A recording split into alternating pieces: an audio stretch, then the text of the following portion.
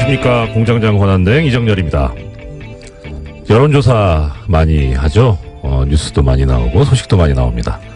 이게 나오면 결과를 가지고 여러 가지 정책도 수립을 하고 또 심지어는 어떤 정치적인 결정까지 가게 되니까 상당히 중요하죠.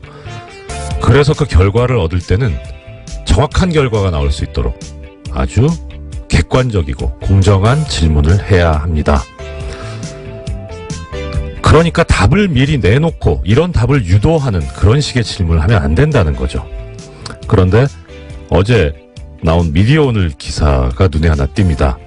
이 기사의 제목은 문 지지자 댓글 문제없다 42.2%, 지나치다 46.8%라는 제목입니다. 제목만 보면 문재인 대통령 지지자들이 다는 이 댓글들이 잘못된 것이다 하는 여론이 우세하다는 그런 것 같아요. 근데 기사의 내용을 보면요. 이런 답의 근거가 된 질문이 이렇게 돼 있습니다. 문재인 대통령을 지지하는 일부 네티즌들이 대통령과 관련한 비판적인 보도에 대해 포털사이트 댓글이나 SNS를 통해 집중적으로 비난해 논란이 일고 있는데 이에 대해 어떻게 생각하느냐. 무슨 질문이 이렇습니까? 이렇게 가치 판단이 들어가 있는 질문을 하면 안 되죠. 이건 답을 요구하는 질문입니다.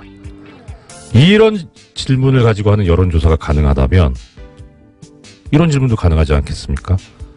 많은 언론인들이 사주 추천으로 재벌로부터 돈을 받아 해외 유학을 다녀오고 있습니다. 이런 언론인과 언론사가 재벌을 비판하는 공정한 보도를 할 수 있다고 생각하십니까? 이렇게 물으면 답이 어떻게 나오겠습니까? 그런데 이 기사를 보면 놀라운 점이 하나 있습니다. 우리 국민들께서 참 현명하시다는 거죠. 이 숫자상으로 보면 부정적인 그 응답이 46.8%고 문제없다는 게 42.2%인데 이 차이가 오차범위 내입니다. 결국 비슷비슷하다는 거죠. 그런데 또 이 기사에서 보면 언론 적폐 청산이 필요하냐라는 질문을 했는데 필요하다는 응답이 무려 80.4%입니다. 답을 내놓고 하는 질문에도 현명하신 우리 국민들 안 속고 제대로 답을 하고 계시는 거죠. 존경하지 않을래 않을 수 없는 우리 대한민국 국민들이십니다. 갑자기 기온이 떨어졌습니다. 날이 무척 춥습니다. 그래도 어깨 펴고 당당하게 씩씩하게 걸어보시면 어떨까 싶습니다. 우리는 위대한 대한민국의 국민입니다. 공장문 열겠습니다. 이상 공장장 권한대행 이정열 생각이었습니다.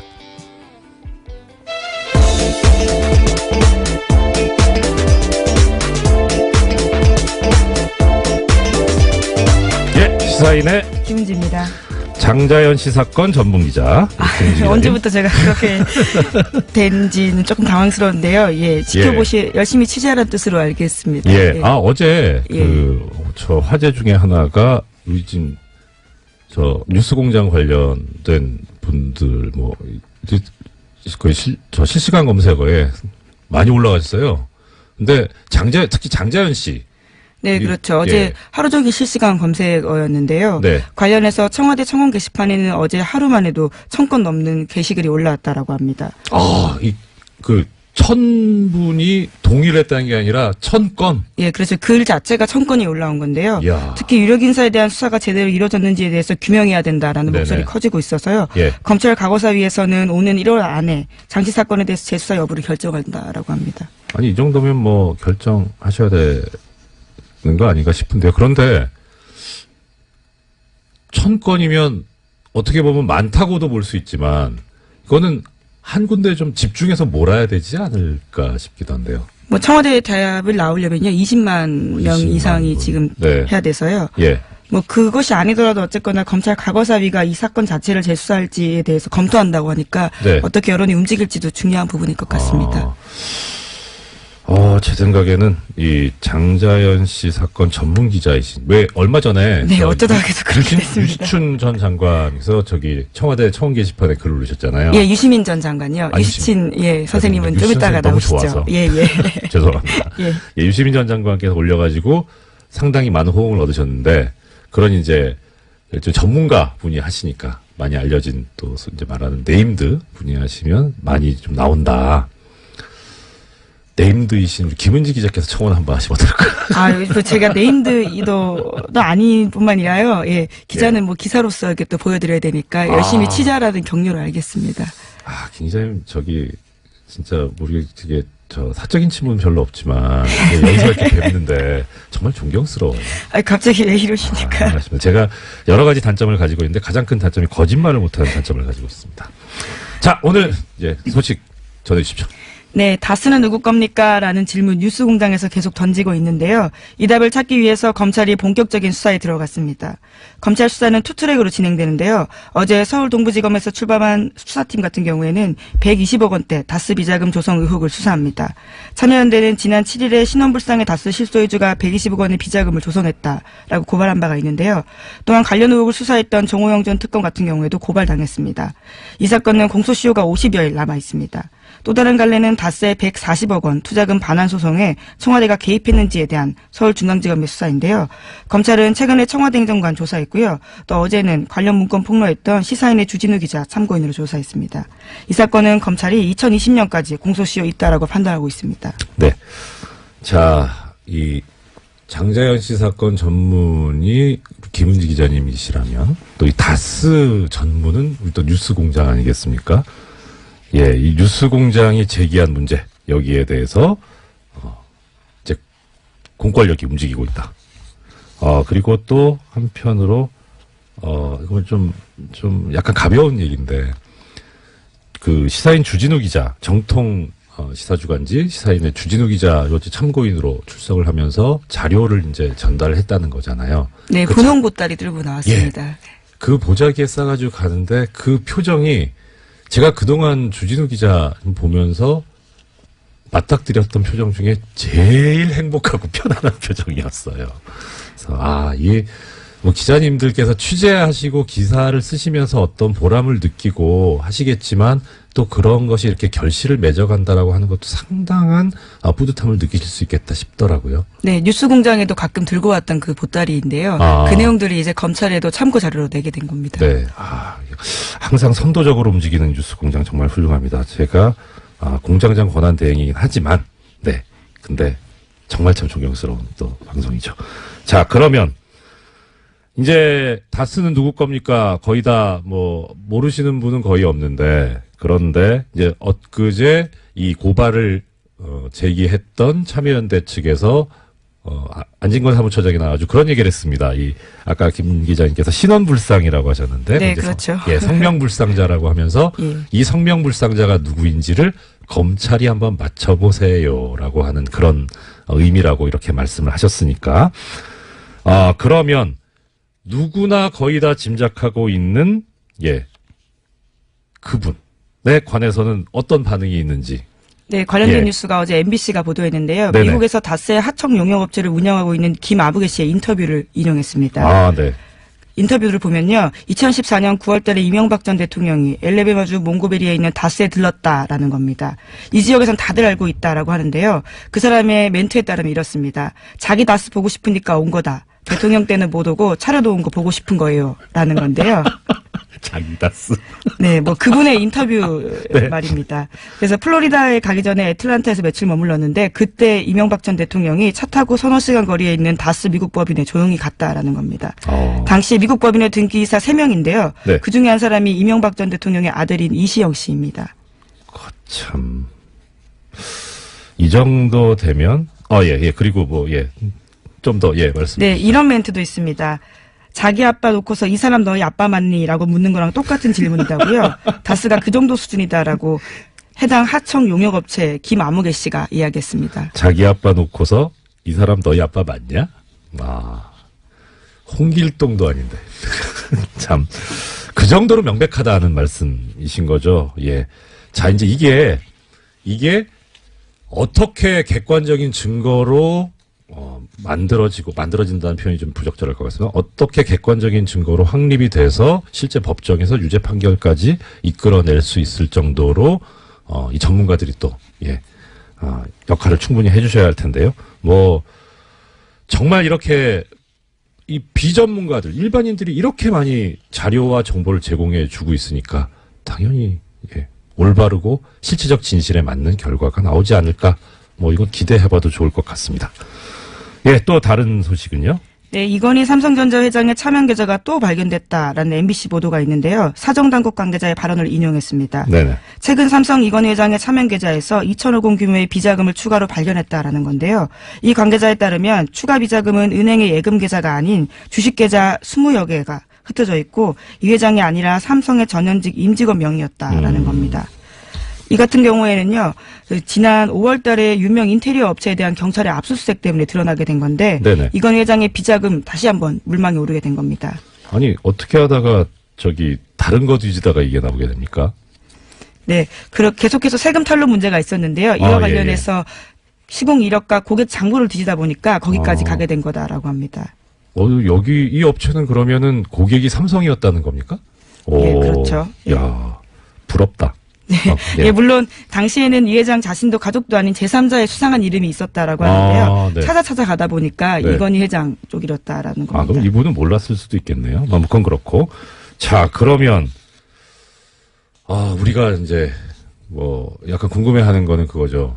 도대체 재산이 얼마지? 그중에 차명은 얼마지? 하는 그런 생각이 드는데 대략 지금 김 기자님께서 아마 파악하고 계시는 규모는 어느 정도 됩니까? 네, 2008년에 조준웅 특검이 찾아낸 적이 있는데요. 네. 네, 그때만 하더라도 4조 4천억 원에 달했다라고 합니다. 그런데 4조? 예, 4조가 넘습니다. 헐. 예, 차명 재산만 그러한데요. 그것도 차명. 예, 그렇죠. 헐. 예, 그런데 그러니까 어제 MBC에서 보도한 것들은 그 외의 재산이 더 있다라는 거고요. 예. 오늘 아침 한겨레 신문 같은 경우에는 최소 5천억 원 이상의 비자금이 추가로 확인됐다라고도 보도했습니다. 그러니까 금액이 계속해서 올라가고 있는 겁니다. 그럼 차명만 또 최소 5천억이 추가 비자금이 확인됐다고 5천억 원, 5천 원만 있으면 순댓국을 먹을 수 있는데 5천억이면 감이 안 오는. 예, 너무 많은 돈이어서 사실 감이 오지 않는데요. 예. 근데 한겨레 신문에서 또 눈에 띄는 내용이 있습니다. 경찰이 네네. 계속해서 수사를 하고 있는데 예. 최근에 최근에 법원에서 삼성 임직원 개개인의 계좌 추적을 위해서 추가 압수수색 영장 발부해달라고 했는데 이것을 기각했다라고 합니다. 이거를 지금 말씀하시면 안 되고 공장장님 계실 때 말씀하셔야 제가 한 번이라도 더 영장 출연할 해설을 텐데. 해주시는데요. 예. 예. 참 갑갑하죠. 네, 예. 그리고요. 네, 그래서요. 이것은 이제까지 2008년 말씀드렸던 것처럼 조준웅 특검 때 찾았던 돈과 다른 것들이어서요. 계속해서 비자금 규모가 얼마나 늘어날지는 아직까지도 가늠이 안 되는 상황입니다. 예. 총수란다. 네, 공장장이죠. 읽어가지고. 예, 직업이 여러 개입니다. 예, 공장장께서 제작했던 저수지 게임 있지 않습니까? 애청자 여러분들께서도 많이 들어오고 아시겠지만, 이 저수지 게임이 이제 이명박 전 대통령의 어떤 재산 형성과 관련된 그런 건데, 이 저수지가 또 삼성의 저수지는 또 따로 있을 테니까. 근데 정말 저수지라는 말이 어울리지 않나. 차명만 4조면 실제 전 재산은 얼마일까요? 그리고, 마음속으로는 그것이 우리, 국민들이, 저도 사실 지금 보이는 라디오로 영상을 보이는 라디오 아니죠? 영상이 따로 올라가는데 보시면 제 노트북이라든가 폰이라든가 다 그 계열 제품이거든요. 이렇게 사랑하는, 애정하는 그런 기업인데 이게 적법하게 정당하게 재산이 형성되었을 거라고 믿습니다. 정말 그러길 바랍니다. 예, 또 다음 소식은요? 네, 이정열 대행의 역할이 또 필요한 뉴스인데요. 아이고, 네. 네, 구속된 우병우 전 민정수석이 법원에 구속적부심사를 청구했다라고 합니다. 저런. 구속적부심은 구속이 합당한지 법원에 다시 한번 판단을 맡기는 절차인데 뉴스공장에서도 몇 번씩 전해드린 바가 있습니다. 네, 그렇습니다. 우 전 수석의 검찰의 세 번째 구속영장 청구 끝에 구속된 지 열흘 만에 이런 행위들을 한 건데요. 우 전 수석은 지난해 7월 달에 추명호 전 국정원 국익정보국장에게 자신의 비리 의혹을 감찰 중이던 이석수 전 특별감찰관 등에 대해서 불법 사찰하고 지시한 그 결과로 비선 보고받은 혐의로 구속된 바가 있습니다. 네. 자, 이게 그런데 지금 세간의 관심을 끌고 있는 것은 담당 재판부가 뉴스공장에서도 몇 번 말씀드렸습니다만 담당 재판부가 서울중앙지방법원의 경우에 구속적부심 사건은 형사수석부에서 전담을 하고 있기 때문에 근데 거기서 하도 엉뚱한 결정이 자꾸 나오니까 이 우병우 또 풀리는 거 아니냐. 근데 보도에 의하면 이 담당 재판부가 바뀌었다. 라는 거죠. 네, 신강렬 부장판사가 우전수석과 대학 사법연수원 동기여서 사건 재배당을 요청했다라고 합니다. 이렇게 기사가 나오는데 이 기사는 반은 맞고 반은 틀립니다. 왜냐하면 이렇게 기사가 나오면 어떤 느낌이 드냐면 사건의 공정함을 위해서 피해갔구나라고 생각이 들잖아요. 그러니까 이 신광렬 부장판사를 옹호하는 듯한 근데 그게 아니고요. 법관의 사건 분담과 재판대 사건 재배당에 관한 예규에 보면 대리인이나 변호인 같은 사건 관계인이 사법연수원 동기인 경우에는 사건을 하지 말고 재배당 요청을 다른 재판부로 옮기라고 그렇게 규정이 있습니다. 원래 있는 규정이다라는 말씀이시죠? 원래 거죠? 그렇습니다. 네. 그런데 이제 하물며 지금 여기서 지금 대리인이나 변호인이 아니라 바로 당사자잖아요. 재판 당사자. 그러니까 대학 이거는 관계가 없고요. 사법연수원 동기인 게 그 요건에 해당이 됩니다. 그래서 넘어간 건데 자, 이제 또 재밌는 것은 그럼 이렇게 해서 재배당을 하는 경우에 보통은 어디를 가냐면 대리재판부라는 곳이 다 법원마다 재판부마다 지정이 돼 있습니다. 언제냐면 휴가를 가거나 갑자기 이렇게 일이 터졌다거나 할 때 그때 그 담당 재판부에 결혼이 생겼다 그래서 재판을 안 할 수는 없잖아요. 그러니까 이 경우에는 그러면 대리하는 재판부를 다 지정을 미리 해놓습니다. 그래서 그 대리재판부에서 하는데 그러니까 이게 재배당을 해서 넘어가게 되면 그 대리재판부에서 해야 돼요. 대리재판부가 형사수석부 같은 경우에는 형사 1부입니다. 네, 휴가를 갔다라는 보도가 있던데요. 부장이 휴가를 갔어요. 어떻게 그렇게 성견지명이 있는지. 그래서 지금 이게 형사 2부로 갔습니다. 그래서 어제 보니까 이 형사 2부 재판장 이우철 부장판사가 실시간 검색어에 올라가더라고요. 저는 처음에 모르고 실검만 보고 있는데 이 이우철 부장판사님 잘 압니다. 그래서 뵌지는 좀 됐어요. 뵌지는 제가 법원 퇴직하고 뵙지는 못했는데 일단 많이들 궁금해하시죠. 어떻게 될 것 같냐? 저는 점쟁이가 아니라서 예측 전문, 예상 전문 이런 건 아닌데 이우철 부장판사가 제가 알고 있는 모습 그대로라면 이 우병우 전 수석의 구속적부 심사 청구는 기각될 겁니다.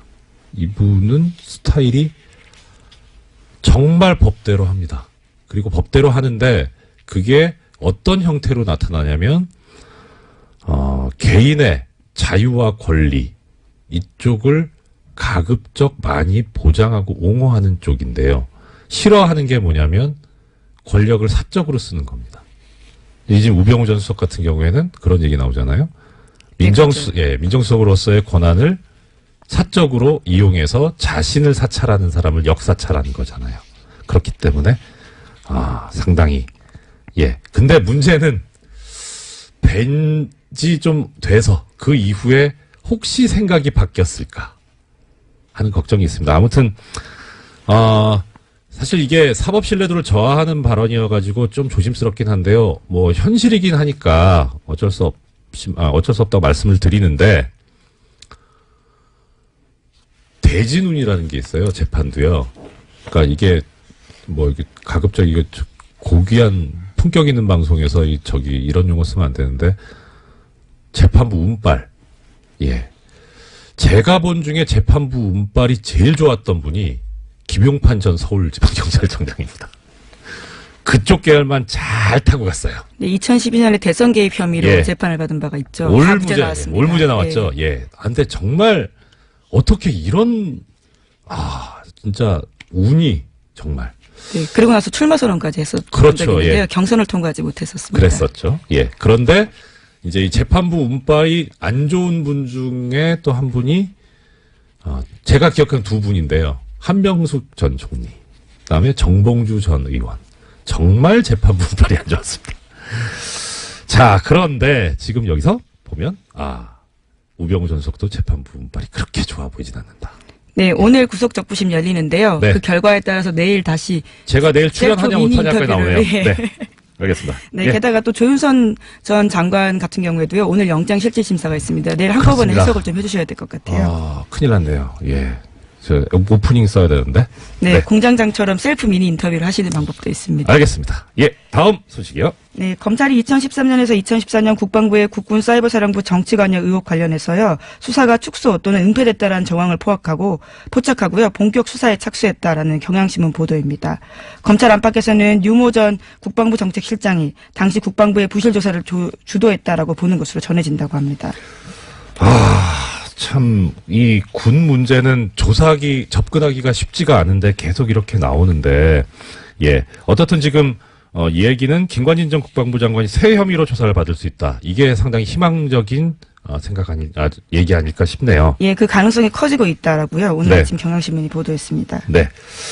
자, 시간이 한 3분 남았는데, 우리 장자연 씨 사건 전문 기자이신 김은지 기자님 계시고, 그다음 다스 사건 전문 방송인 뉴스공장에 있는데, 저도 대행시켜 주신 김에 제가 그거 냈잖아요.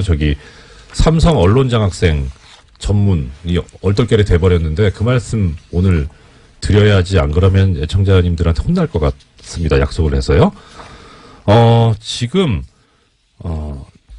어제 제가 잠깐 말씀을 드렸었는데, 그저께 처음 말씀을 드리기 시작해서 약간 좀 기대 반, 포기 반 했었긴 했어요. 마음속으로는. 근데 그제가 이제 휴일이었으니까 어제 보도가 나오겠냐 싶었는데 어제 뉴스공장이 상당히 뜨거운 반응이 돼 있었었는데 기사가 하나도 안 나왔어요. 삼성 언론장학생. 애청자 여러분, 지금이 아니더라도 한번 삼성 언론 장학생이라고 한번 포털에서 검색해 보십시오. 그러면 기사가 하나도 없습니다. 그런데 블로그나 SNS는 너무나 뜨겁습니다. 이게 과연 제대로 된 보도냐 하는 그런 생각이 드는데요. 오늘, 시간이 1분 남아서 하나만 말씀드릴게요. 재미있는 기사가 하나 있습니다. 아까 제가 미디어 오늘 그 여론조사 관련해서 말씀드렸었잖아요. 미디어 오늘이 지금 언론인들이 돈을 받고 이렇게 가는 그런 거에 대해서 한번 비판을 했던 기사를 실었던 적이 있습니다. 2005년에. 예, 2005년에 그 기사가 쭉 실리고 재미있는 것은 그 마지막에 보면 96년부터 2005년까지 사이에 그 삼성 언론재단에서 해외 연수를 보낸 언론인 명단을 실어요. 이 기사 자체는 2005년 8월 24일 날 미디어 오늘에 실린 제목은 삼성 언론재단 최대 연 5억 원 해외 연수 지원이라는 기사고, 근데 기사 자체는 그렇고, 맨 마지막에 보면 관련 기사로 삼성 언론재단 해외 연수 언론인 명단이 실려 있는데, 이 링크를 클릭하잖아요? 기사가 삭제돼 있습니다. 거참, 왜 그랬을까? 궁금합니다. 예, 지금까지 장자연 씨 사건 전문기자 시사인의 네, 김은지였습니다. 감사합니다. 네, 고맙습니다.